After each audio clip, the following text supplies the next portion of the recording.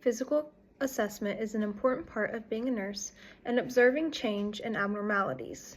We perform a physical assessment almost every time we interact with a patient. However, it is important to conduct an intentional head-to-toe assessment on your patient at least once a shift or as the patient's condition changes. A physical assessment on a specific body system will notify the nurse if a patient's disease or condition has affected different parts of their body. Once a change is evaluated, a treatment plan can be developed with the appropriate healthcare team members. When assessing a patient, an interview should also be conducted. For example, when assessing the neurological system, ask the patient if they have a headache, blurry vision, ringing in their ears, or hearing disturbances. This will trigger you to evaluate the other systems affected and know the cause could be neurologically related. These are symptoms we cannot see during an assessment and are rather subjective to patient experiences. It is important to investigate a patient's perception of their symptoms. When performing an assessment, for example, a head to toe, you should assess from their head to their toe. For most of the assessment, it is beneficial if the patient is sitting. If the patient isn't able to do this, there are other ways to address it. First, ask the patient their name and date of birth, what year it is, and where they're at. This is to verify the patient and evaluate their orientation. Also ask what brought them in and keep that in mind while performing the rest of your assessment. Start with the head, eyes, ears, then move to the lung and heart sounds. As mentioned before, the patient should be sitting for auscultation for easy access. But if this is not achievable, have a coworker help roll the patient side to side. You must auscultate lung sounds anteriorly and posteriorly. Once you have made it to the abdomen, it's easiest to have the patient in supine. Inspect, then auscultate, palpate, and then percuss the abdomen while in the supine position.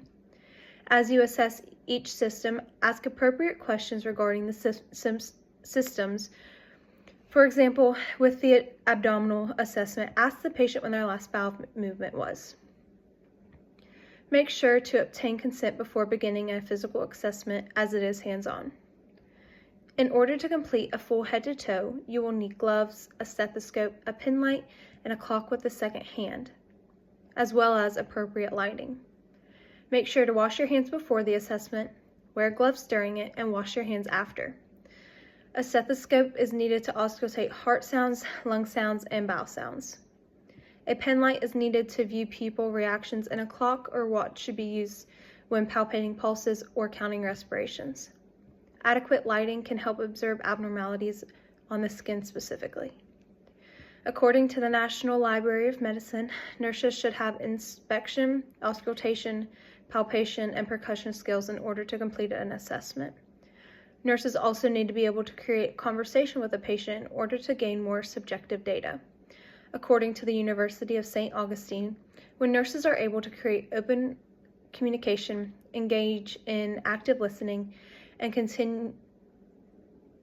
continuing to interview a patient, the better the patient outcome will be. Critical thinking skills are important as well. However, this is something that will develop over time. Nurses need to find a good understanding of normal findings and have the ability to recognize abnormal ones. For example, when asking this patient when their last bowel movement was, they said 2 weeks ago. This is abnormal and should be notified to the overseeing physician and talked about with the doctor to help plan their care. As I mentioned before, it's most beneficial to have the patient being sitting up for the assessment so that you can listen anteriorly and posteriorly without difficulty. However, when it's time for an abdominal assessment, you want the patient to lay down so that you can auscultate and palpate their abdomen. And also, if they're unable to sit up for an assessment of the respiratory and cardio system, then you can have somebody come in and help you and then roll them side to side so that you can listen to their posterior sounds as well.